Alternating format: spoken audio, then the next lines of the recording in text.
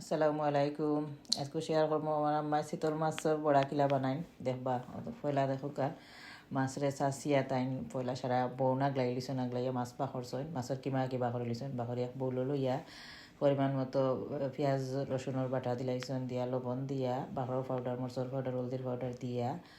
এখানো বাদে মাখাই লিবা মাখাইয়া আলাদা বউলো রাখি লিবা সব যাতে পাউডার মিক্স করিয়া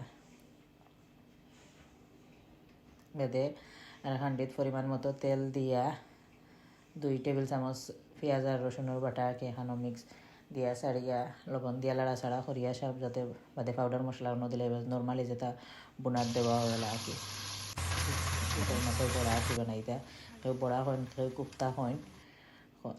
যে যেটা হন বাদে মশলার ফানি মরিয়া আলে সব যাতে পাউডার মশলা দিয়া শিরা দিলাইছে নাকি শিরা বা জুল যে যেটাও হন দিয়া বাদে জুলকটা উতরাইয়া হারলে মাখাইয়া যে মাছের কিমা গুণ তৈছিল গুণ বড়া বড়া করিয়া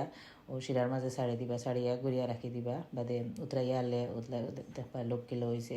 ফুলি ফুলি বড় বড় দেশের লাগানো যায় বাদে উফরে ডোলা পাতা দিয়া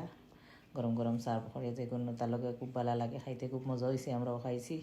ওকে আল্লাহ হাফিজ আসসালামু আলাইকুম।